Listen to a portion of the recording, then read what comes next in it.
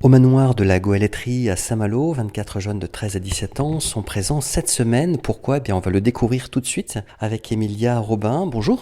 Bonjour. Alors Emilia, vous êtes coordinatrice pédagogique à OSI. C'est une association, un organisme. Vous allez nous en parler. Quelle est sa vocation? Alors c'est une organisation non gouvernementale qui organise des séjours de sciences participatives de 7 à 77 ans. Donc des séjours qui sont des vacances, qui peuvent être en France, qui peuvent être à l'étranger, qui peuvent être dans des centres façon colonie de vacances ou au contraire en grande expédition au Kyrgyzstan, au Népal ou aux États-Unis. Et le principe est que les participants vont pratiquer la science au quotidien. Ils vont se familiariser avec un enjeu, un sujet, ils vont découvrir les notions de protocole, les notions de données, la collecte de données, la comparaison des résultats, etc. Et ils vont progressivement construire un savoir scientifique et ces données vont être versées dans des bases de données participatives, par exemple en astronomie, ou aider à étayer des recherches en cours, par exemple menées par INRAE ou d'autres organismes. Alors, je crois que le fondateur, c'est Thomas Egli. Exactement, Thomas Egli. L'ONG a été créée il y a 35 ans maintenant et a développé donc ces séjours scientifiques en expédition ou en France. Donc, je l'indiquais en début d'entretien, au manoir de la Goëletterie à Saint-Malo, 24 jeunes de 13 à 17 ans sont présents cette semaine avec un objectif précis et un livrable attendu. Oui, donc ces jeunes vont participer en décembre prochain à un forum international qui a lieu à l'ONU à Genève, dont le but est de faire se rencontrer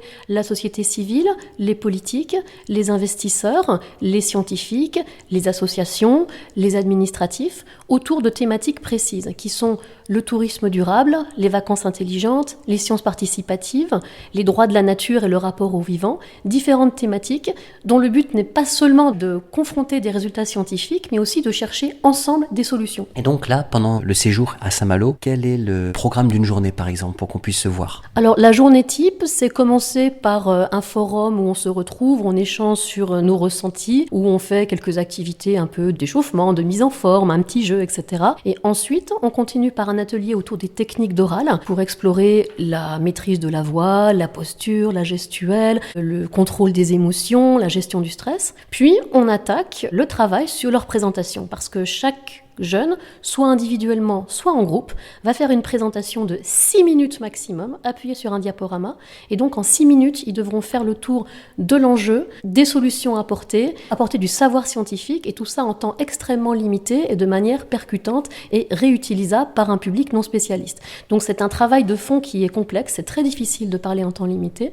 Et il y a également tout ce travail autour de la confiance en soi, de l'oral, de l'assurance, et puis d'un support diaporama qui soit conforme à des critères professionnels. Et donc, vous l'indiquez tout à l'heure, cette notion de vacances intelligentes, c'est-à-dire à la fois, bien sûr, comme le nom l'indique, on se repose et en même temps on apprend. Absolument. Alors cette semaine est un peu particulière parce qu'il y a ce gros travail intellectuel, mais on a passé une journée à Saint-Malo, on est allé se promener le long de la Rance, on a fait des jeux, exploré un petit peu la région à travers ces activités. Et dans le cadre des séjours qu'on organise, par exemple, un séjour d'astronomie peut se dérouler en pleine montagne, avec donc de la randonnée, des grands jeux, mais aussi des nuits d'observation, un mini-stage à l'observatoire local. Donc chacun, en fait, va à la fois avoir un moment de vacances, réellement, colonie de vacances ou autre, et puis ce projet scientifique a raison d'en moyenne 4 heures par jour. Est-ce que vous pensez, vous, Emilia Robin, en tant que coordinatrice pédagogique d'OSI, qu'il y a encore un enjeu précisément pour une meilleure visibilité, une meilleure implication des jeunes filles, des femmes, en fait, dans le monde de la science en général?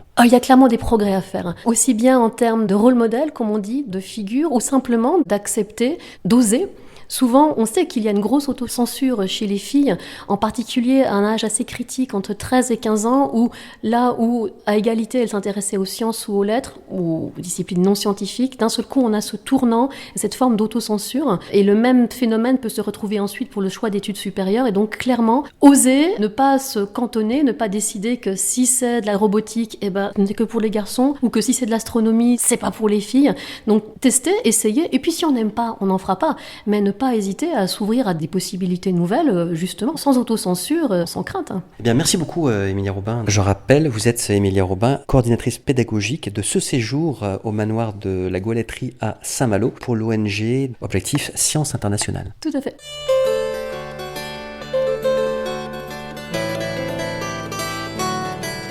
Bonjour, je m'appelle Zifé. Je suis en train de faire le PowerPoint pour la présentation du forum à Genève. Le forum de Genève, c'est un forum qui est cette année basé autour de l'écotourisme et le tourisme intelligent. Et nous, on va là-bas pour sensibiliser les gens autour d'un sujet ou de proposer des solutions à certains problèmes reliés à l'écotourisme ou à l'écologie. J'étais en train de faire un diaporama. Le diaporama, il cherche à répondre à la question de comment les actions humaines influent-elles sur la faune marine, parce que c'est en rapport avec le prochain slide. Parce que les tortues marines, ils ont tendance à prendre par exemple du plastique pour leur nourriture. Et ça les tue, en fait, c'est fatal pour eux. On nous a demandé de réfléchir à ce qu'on allait faire avant qu'on vienne ici. Et sauf que ça, c'était pas du tout ce que je voulais faire au début. C'était avec mes deux autres camarades qu'on a affiné ce sujet. C'est Moé Morel et Marcel Paulet. Bonjour, c'est toi Noé? Oui. Ça se passe bien le travail de préparation? Donc ton collègue m'a expliqué un petit peu en quoi ça consiste, mais toi je voudrais voir ton ressenti. Tu as appris des choses pendant ce travail? Ah oui, beaucoup. Tu peux nous préciser quoi?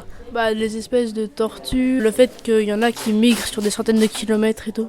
Et ça t'a surpris? Tu l'as appris là? Un peu. Et qu'est-ce qu'il faut savoir concernant les tortues? Parce que j'ai cru comprendre qu'elles aimaient le plastique ou qu'il y a des problèmes. Ouais, elles confondent le plastique avec la nourriture. Donc qu'est-ce que ça doit nous faire voir, nous, en tant que consommateurs, en tant que citoyens? D'éviter de consommer tellement de plastique et de le mettre dans les océans. Samuel, nous en fait, avec mon groupe qui n'est pas là, parce qu'en fait je les ai aidés un peu. Moi j'ai travaillé sur l'importance des milieux naturels pour par exemple les populations qui vivent dans ce milieu naturel. On a pris les exemples du coup des Islandais. Donc l'environnement islandais est important pour les Islandais. Alors en fait déjà c'est un environnement beaucoup plus froid, avec du coup des glaciers. C'est une région vraiment glaciaire en fait, et du coup on a bien axé notre présentation sur l'importance des glaciers en passant par le réchauffement climatique, par la fonte des glaciers, pour montrer que vraiment, c'est notre conclusion du coup, en tant que touriste, il ne faut pas dégrader ces écosystèmes dans lesquels nous allons et nous admirons pour toujours en profiter en fait, et pour que les populations qui vivent, par exemple les Islandais en Islande, puissent vraiment en profiter. En fait on a fait un séjour là-bas, c'est pour ça qu'on a pris cet exemple, parce que c'était quelque chose qui nous parlait vraiment, c'était super. En fait j'aimerais bien y retourner et en même temps continuer à voyager et apprendre des choses. Je trouve que c'est une super expérience, ça va nous permettre de pouvoir progresser à l'oral. À la fin de l'année je suis en 3e, du coup j'ai l'oral du DNB. Ça va me permettre de pouvoir bien comprendre comment s'exprimer à l'oral, faire une présentation, bien avoir le lien avec le public, en même temps faire le lien avec notre diaporama. Et voilà, je trouve que c'est une super expérience.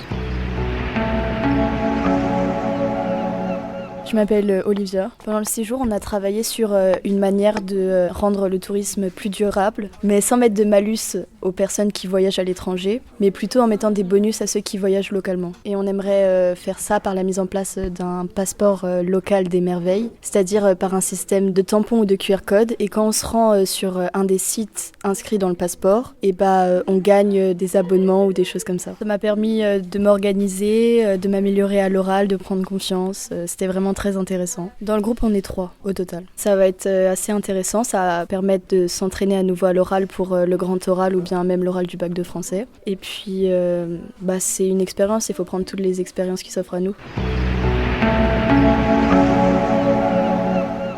Théophile, je travaille avec Raphaël et nous, notre sujet, c'est d'essayer de montrer comment une zone industrielle peut redevenir, ou on peut transformer une zone industrielle en une zone renaturée ou un écosystème urbain. Il faut travailler sur la renaturalisation, donc c'est créer des espaces avec des espaces verts qui permettraient aux espèces de pouvoir revenir au sein des villes. Bien sûr, il faut que les espèces ne dérangent pas les hommes et puis que les hommes et les espèces puissent cohabiter ensemble. Une coexistence pacifique mais bénéfique pour tous. Donc nous, on a pris l'exemple de Londres, donc qui était avant, le quartier de Rotherhithe était avant une zone industrielle, et donc pour revégétaliser, ils ont créé un parc écologique qui est le parc de Stave Hill, et ils ont planté des arbres et puis créé un milieu propice à l'installation de nouvelles espèces. Je pense que c'est important pour nous, on est jeunes, donc d'aller voir comment ça se passe un petit peu, on va dire un peu le monde des adultes, et puis aussi de s'engager dans des causes comme celle du climat, puisque c'est le monde de demain et c'est le monde dans lequel on va vivre.